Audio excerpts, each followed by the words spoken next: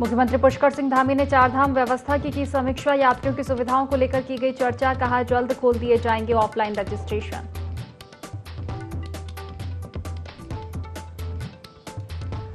चारधाम यात्रा की तैयारियों का जायजा लेने ऋषिकेश पहुंचे मुख्यमंत्री पुष्कर सिंह धामी। तीर्थयात्रियों से भी की मुलाकात। बोले सभी की सुरक्षा महत्वपूर्ण।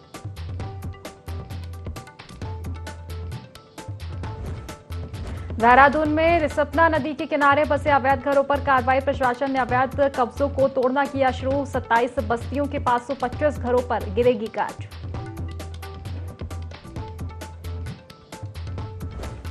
मलिन बस्तियों पर बुलडोजर चलाने का कांग्रेस ने किया विरोध। कांग्रेस प्रदेश अध्यक्ष ने सरकार पर लगाया गरीबों पर अत्याचार का आरोप। कहा बस्तियों पर कार्रवाई से पहले सरकार को करनी चाहिए तो पृथ्वी पुनर्वास की व्यवस्था।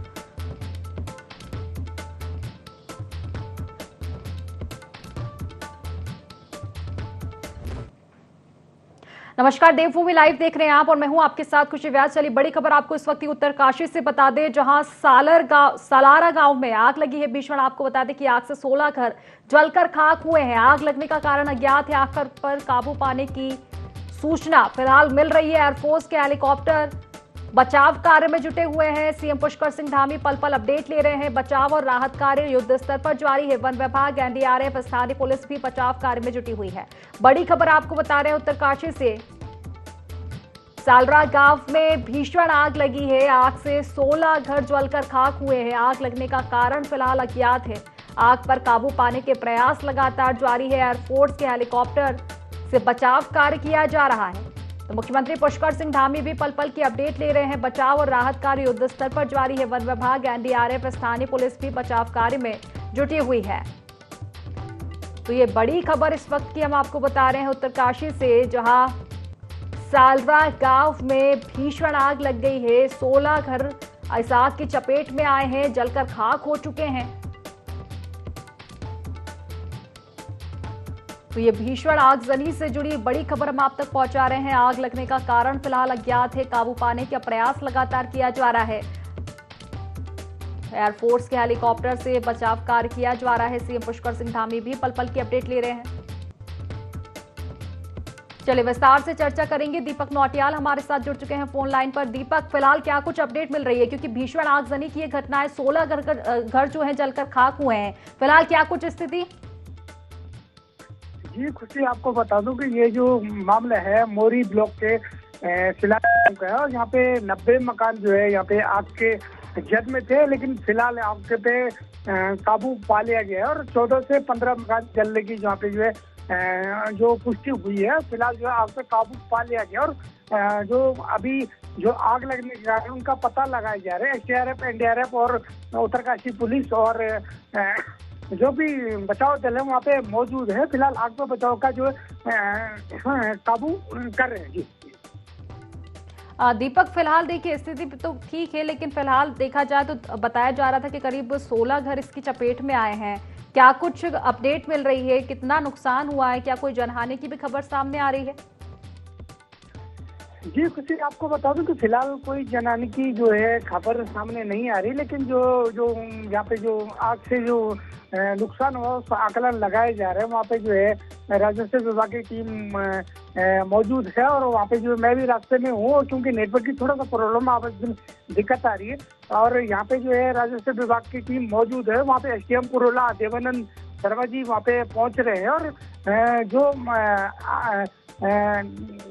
अग्निकांड का जो दुखद पहलू है उसको देखा जा रहा है कि कितने लोग इससे प्रभावित हुए और क्या क्या नुकसान हुआ है। जी चलिए, फिलहाल शुक्रिया आपका तमाम जानकारी साझा करने के लिए दीपक। मुख्यमंत्री पुष्कर सिंह धामी ने मानसून सीजन को लेकर कहा कि आने वाले मानसून सीजन में यात्रा व्यवस्थित रूप से जारी रहे, इसके लिए संबंधित विभाग अधिकारियों को निर्देशित किया गया है। मानसून सरकार के सामने सबसे बड़ी चुनौती है और इससे पहले भी मानसून की तैयारियों को लेकर बैठक की जा चुकी है। पहाड़ों पर कई जगह नदी नाले उफान पर होते हैं और भूस्खलन की समस्या भी होती है। ऐसे में तमाम परेशानी से बचने के लिए संबंधित सभी जिला अधिकारी और आपदा प्रबंधन विभाग के साथ बैठक की जा चुकी है।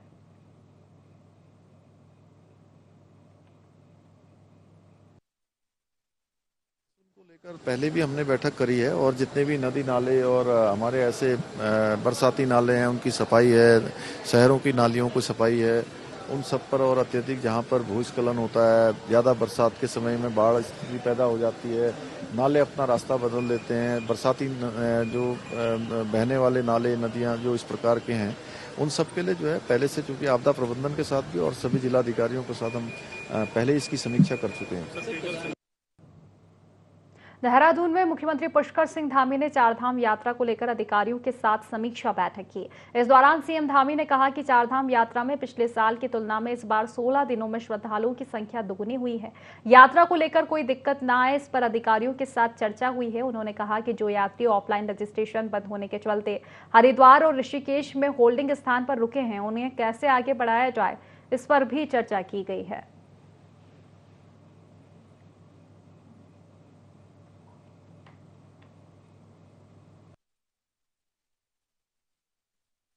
चारधाम यात्रा हमारी सबसे महत्वपूर्ण यात्रा है और यात्रा में पिछले 14-15 दिनों में पिछले सालों की तुलना में दुगनी संख्या यहाँ पर आ गई थी और अभी यात्रा पूरी तरह से व्यवस्थित है।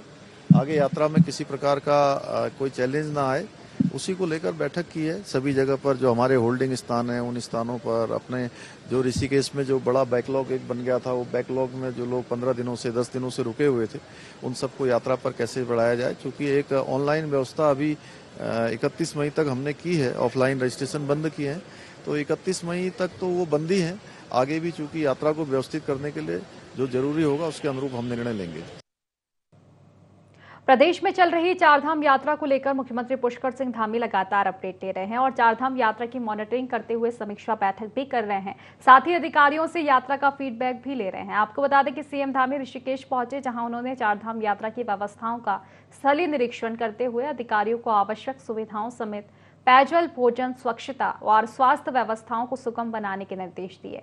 वहीं सीएम धामी ने श्रद्धालुओं की सुविधा हेतु बनाए गए विश्राम स्थल, स्वास्थ्य केंद्र और यात्रा नियंत्रण कक्ष में सभी सुविधाओं का जायजा भी लिया।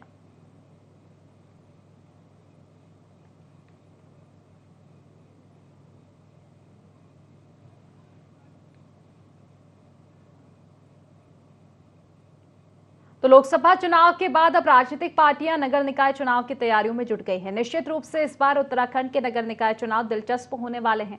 इनमें सबसे ज्यादा दिलचस्प चुनाव काशीपुर की मेयर सीट का होगा। इस सीट पर भाजपा की नेता और पूर्व मेयर उषा चौधरी ने अपना जादू बरकरार रखा है। इस बार टिकट को लेकर काशीपुर मेयर सीट पर भारतीय जनता पार्टी में काफी घमासान देखने को मिल रहा है और इसी घमासान को देखते हुए कांग्रेस इस बार भाजपा के तिलस्म को तोड़ने की बात कर रही है। क्या है पूरा मामला, देखिए रिपोर्ट।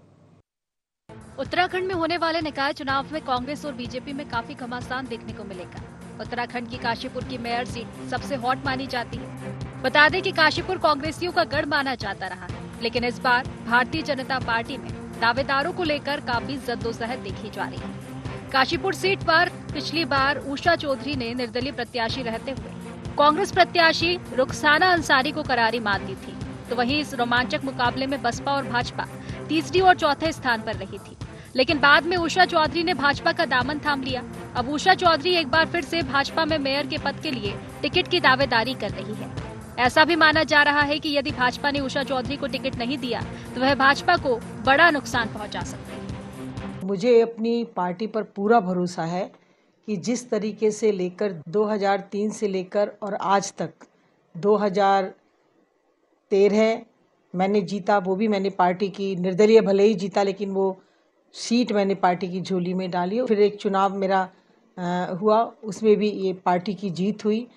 तो ऐसा नहीं है, मुझे अपनी पार्टी पर पूरा भरोसा है और मुझे कोई संदेह नहीं है इसमें कि पार्टी टिकट नहीं देगी या देगी। ये तो आगे का है कि क्या आगे आने वाला समय क्या है, लेकिन मुझे 100% अपनी पार्टी पर भरोसा है। तैयारी बिल्कुल पूरी तैयारी है और मुझे काशीपुर की उस जनता पर जिनके बीच में सदैव रही हूँ उन पर भी मुझे पूरा भरोसा है। नगर निकाय चुनाव को लेकर राजनीतिक विशेषज्ञ मनोज अग्रवाल का कहना है कि उषा चौधरी अगर निर्दलीय लड़ती है तो भाजपा को नुकसान होगा, वहीं कांग्रेस को या अन्य दल को कोई नुकसान नहीं होगा, क्योंकि वह पहले भी निर्दलीय चुनाव लड़कर भाजपा के प्रत्याशियों को 2 बार शिकस्त दे चुकी है। लेकिन ये भी तय है कि अगर इस बार निर्दलीय लड़ी तो चुनाव नहीं जीत पाएगी, क्योंकि जनता में अब उनकी पहले जैसी पकड़ नहीं रही। फिर भी जो भी नुकसान होगा वह भाजपा को ही होगा। कांग्रेस को उसका कोई भी फर्क नहीं पड़ेगा, बल्कि कांग्रेस को उनके निर्दलीय चुनाव लड़ने से मजबूती मिल सकती है। अगर वो निर्दलीय रूप में अगर भाजपा टिकट नहीं देती है, निर्दलीय रूप से लड़ती है, तो पहले के समीकरणों में जब वो निर्दलीय जीती थी तो आज के समीकरणों में धरती आसमान का अंतर है। इस समय निर्दलीय रूप से वो अगर लड़ती हैं तो भाजपा को नुकसान पहुंचाने की स्थिति में तो मैं उनको मानता हूं, लेकिन निर्दलीय रूप से सीट निकाल लेना ये इस समय थोड़ा सा ज़रा कठिन दिखाई देता है। अन्य दल हो, चाहे कांग्रेस हो, चाहे बसपा हो, चाहे सपा हो, उनको मैं समझता हूं कि उषा जी अगर निर्दलीय रूप से खड़ी होती हैं तो वो इन दलों को कोई नुकसान हो ऐसा कहीं दिखाई नहीं देता। जो भी कोई नुकसान निकलता हुआ दिखता है वो भारतीय जनता पार्टी का लगता है। इधर कांग्रेस नगर निकाय चुनाव में इस बार अपनी जीत का दावा कर रही है और अपने किले को वापस फतह करने की बात भी कह रही है। कांग्रेस के युवा नेता अर्पित मल्होत्रा का कहना है कि राहुल गांधी के जोश के साथ कांग्रेस को नई ऊर्जा मिली है। इस बार हम काशीपुर सीट में जीत का परचम लहराएंगे। पूर्व मेयर उषा चौधरी निर्दलीय लड़े या ना लड़े, इस बार कांग्रेस को कोई भी फर्क नहीं पड़ने वाला है और कांग्रेस काफी मजबूत स्थिति में है। बीजेपी का जहाँ तक मैं मानता हूँ, उषा चौधरी जी का टिकट कटे ना कटे, पर एक चीज़ जो इस बार काशीपुर कांग्रेस का संगठन एकजुट होकर जिस प्रयासों के साथ कांग्रेस पार्टी को मेयर पद के सीट पर बैठाने के लिए उतावला है, चाहे कोई पार्टी सामने आ जाए, चाहे वो बीजेपी हो चाहे कोई पार्टी हो, इस बार की सीट 100% कांग्रेस का ही मेयर बनना है काशीपुर में। इन सारी उठापटक के चलते भाजपा में आपसी गुटबाजी भी देखी जा रही है, जिसका फायदा कांग्रेस उठाने की फिराक में है। कांग्रेस अपने आप को काफी मजबूत मान रही है।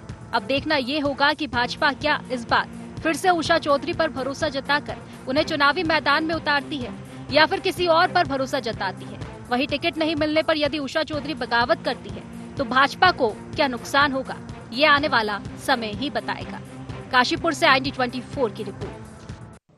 उत्तराखंड जल विद्युत निगम के अधिकारियों की लापरवाही के चलते खनन माफियाओं के हौसले बुलंद है। स्थिति यह है कि जिस जगह पर बांध का काम चल रहा है उसके बगल में ही खनन माफियाओं ने कई जगह अवैध तरीके से निगम की जमीन पर ही अवैध खनन का भंडारण कर रखा है, जबकि यहां से रोज निगम के बड़े बड़े अधिकारी गुजरते हैं। अधिकारियों से जब इस संबंध में चर्चा की गई तो अधिकारियों ने इस पर कोई भी प्रतिक्रिया नहीं दी। अब देखना होगा कि जल विद्युत निगम के अधिकारी खनन माफियाओं पर कोई कार्रवाई करते हैं या फिर अनदेखी करते हैं।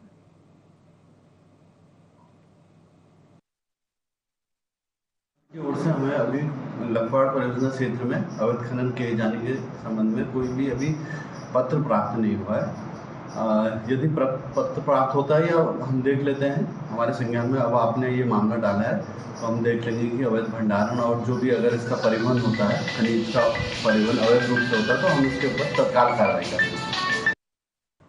चारधाम यात्रा शुरू होते ही कुछ ही दिन बीते हैं, लेकिन यात्रा में अव्यवस्थाओं की वजह से श्रद्धालुओं को दिक्कतों का सामना करना पड़ रहा है। हालांकि सरकार का दावा है कि श्रद्धालुओं के दर्शन में किसी प्रकार की कोई परेशानी नहीं हो, इसके लिए व्यवस्थाएं चाक चौबंद की गई है। हालांकि यात्रियों की भारी भीड़ भी देखते हुए समय समय पर सरकार को पंजीकरण को रोकना पड़ रहा है। कांग्रेस ने भाजपा सरकार पर चारधाम यात्रा में अव्यवस्थाओं को लेकर सवाल उठाए हैं। कांग्रेस प्रदेश अध्यक्ष करण महारा का कहना है कि चारधाम यात्रा में राज्य सरकार विफल हो गई है, इसलिए केंद्र सरकार की निगरानी में यह यात्रा चल रही है। उन्होंने कहा कि पिछली बार भी पर्यटन मंत्री और स्वास्थ्य मंत्री यात्रा के दौरान गायब रहे। उन्होंने कहा कि सरकार को पंजीकरण व्यवस्था को भी सही करने की जरूरत है, क्योंकि चारधाम यात्रा में आए श्रद्धालु अलग अलग प्रदेशों से आते हैं, लेकिन यहां से कई श्रद्धालु बिना दर्शन किए ही लौट रहे हैं।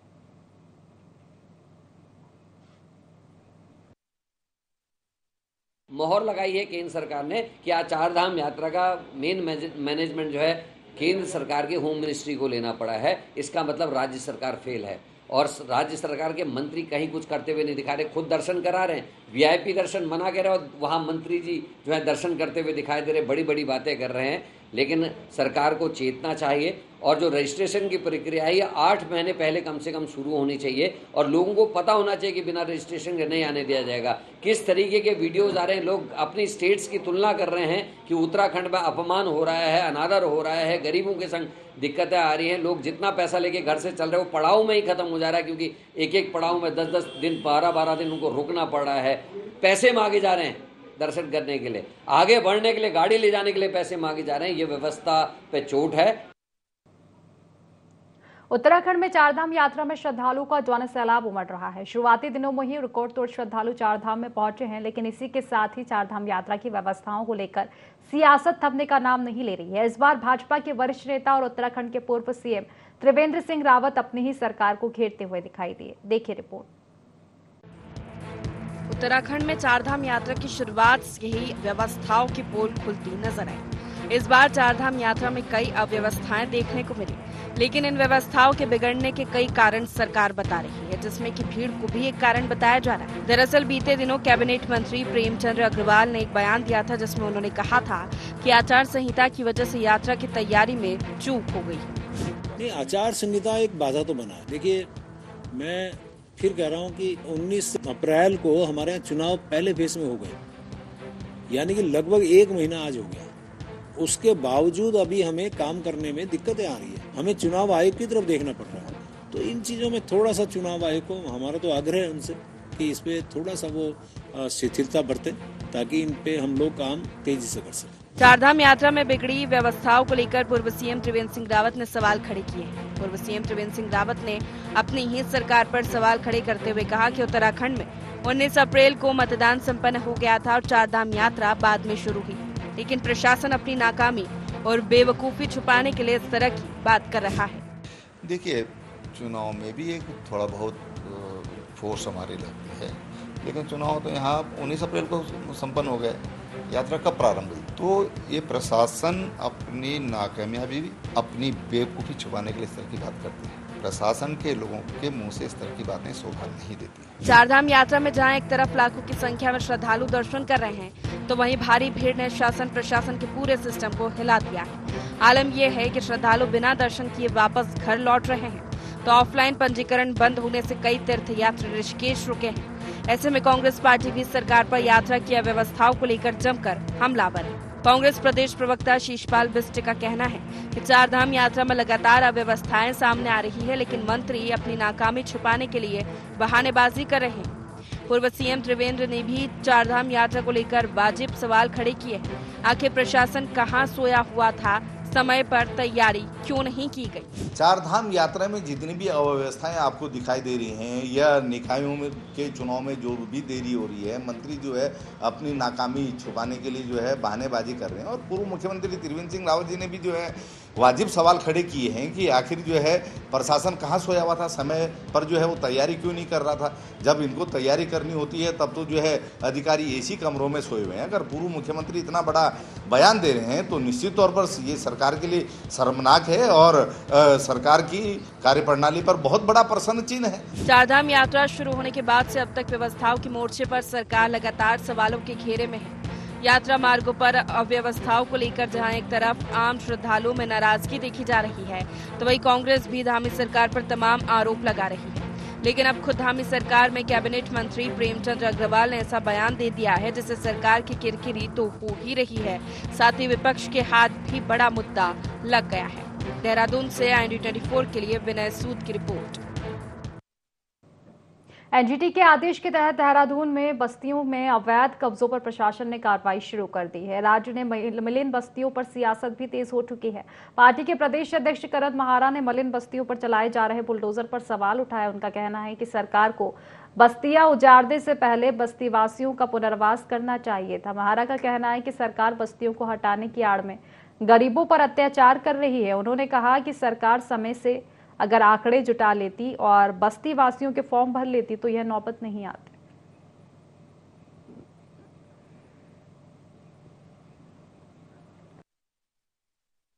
देखिए, अत्याचार है। मैं सीधे सीधे कह रहा हूँ, 16 के बाद की कौन सी बस्ती जम गई? ये सारी बस्तियाँ पुरानी हैं और ये एक लेम एक्सक्यूज है कि 16 के बाद मैं तो नहीं देख रहा किसी की बसासत होते ही है। मैं जब छोटा था तब से आ रहा हूँ, तब से इन बस्तियों को देख रहा हूँ और उसी तरीके से हैं। सरकार ने कागजात नहीं भरे। समय से अगर सरकार आंकड़े देती, समय से सरकार अगर कागजात भरती, उनके फॉर्म भरती, तो ये स्थिति नहीं आती। सरकार का फेलियर है। चारधाम यात्रा को लेकर स्वास्थ्य विभाग लगातार अलर्ट मोड पर है और यात्रियों के स्वास्थ्य को प्राथमिकता पर रखते हुए लगातार उनकी स्क्रीनिंग की जा रही है। इस बात को लेकर उत्तराखंड की DG health doctor Vinita Shah ने कहा कि हमारी कोशिश है कि यात्रा पर जाने से पहले अधिक से अधिक यात्रियों की स्क्रीनिंग कर सके। साथ ही उन्होंने कहा कि अभी तक लगभग 1 लाख 87,000 लोगों की स्क्रीनिंग हो चुकी है, जिसमें लगभग 5,461 लोगों के स्वास्थ्य संबंधित दिक्कतें पाई गई है।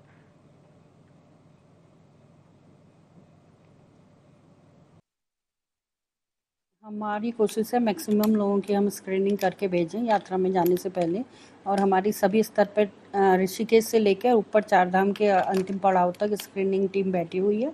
लगभग 1,87,000 लोगों की स्क्रीनिंग हो गई है, जिसमें से 5,461 लोगों में कोई ना कोई परेशानी कोमॉर्बिडिटी पाई गई है।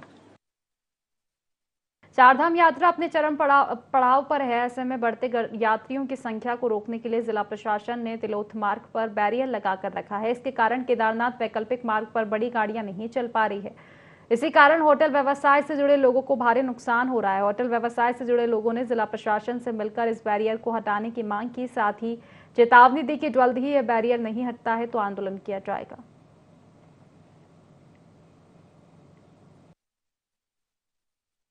गाजना और बाड़ागढ़ी क्षेत्र के समस्त होटल व्यवसायी, अन्य व्यवसाय के से जुड़े हुए लोग और वहाँ के प्रतिनिधि माननीय जिलाधिकारी महोदय को ज्ञापन सौंपने के लिए आए हैं, क्योंकि विगत कई वर्षों से जो केदारनाथ यात्रा मोटर मार्ग था उसको अचानक से परिवर्तित कर दिया गया और तिलोथ बैंड पर बैरिकेड लगाकर वहाँ पर से यात्रा को डाइवर्ट किया जा रहा है। हमने जब पिछली बार भी ज्ञापन दिया था, ये पूछा था कि किस चीज़ के लिए आप इसको बंद कर रहे हैं, लेकिन उसका उनके पास कोई जवाब नहीं है और उस यात्रा को जो है बाधित कर दिया जा रहा है। होटल से जुड़े हुए लोग हैं, व्यापारी जितने भी हैं, सब्जी से हैं, होटल हजारों लोग हैं, इस यात्रा मार्ग को अचानक डाइवर्ट करके जो है रोजी रोटी का संकट पैदा हो गया। बहुत से ऐसे हमारे युवा साथी हैं जिन्होंने अपना रोजगार के लिए नीचे होटलों में जा रहे थे, उन्होंने अपना स्वयं का व्यवसाय चलाया है, लेकिन और उस बीच यहाँ एक सपना भी दिखाया गया जिसका ऑल वेदर के तहत सर्वे भी किया गया, उसकी DPR भी बनी हुई थी, लेकिन किन्हीं कारणों से पता नहीं वो क्यों डंप किया गया। उस आधार पर लोगों ने यहाँ पर बड़े बड़े होटलों का और कई चीज़ों का उसमें जो है अपना व्यवसाय चला रहे हैं। और हमारा जिला परिषद यही निवेदन है कि जिस ढंग से पूर्व में यात्रा चल रही थी आज भी चले, और जो होटल व्यवसाय के ऊपर जो संकट पैदा हो रहा है, जो आज रात को नींद नहीं आ रही लोगों को, वो संकट को खत्म किया जाए। उत्तराखंड सरकार ने UCC कानून को लागू किया है, जिसमें परिवर्तन की मांग को लेकर उत्तराखंड क्रांति दल के कार्यकर्ताओं ने मुख्य प्रशासनिक अधिकारी को ज्ञापन सौंपा। उत्तराखंड क्रांति दल के सदस्य शक्ति शैल ने कहा कि इस कानून के बनने से उत्तराखंड के मूल निवासियों को उनके राजनीतिक, सामाजिक और सांस्कृतिक अधिकारों से वंचित किया जा रहा है। इस कानून से अब उत्तराखंड में मात्र 1 वर्ष निवास करने वाला भी उत्तराखंड का स्थायी निवासी कहे जाने लगेगा। यह उत्तराखंड के मूल निवासियों के साथ विश्वासघात है।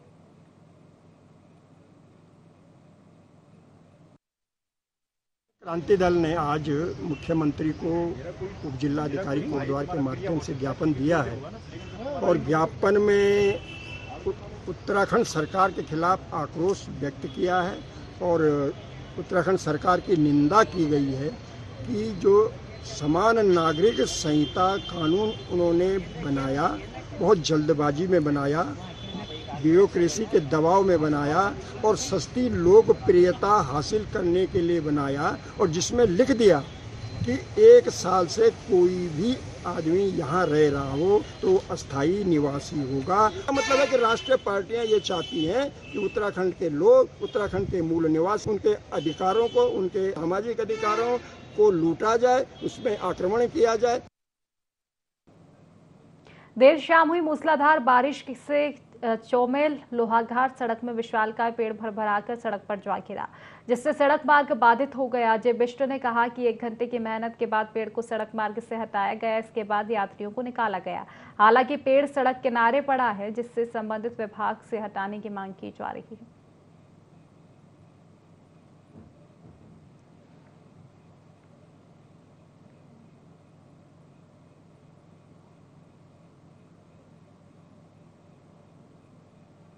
तो फिलहाल इस बुलेटिन में बस इतना ही। आप बने रहिए IND24 के साथ। नमस्कार।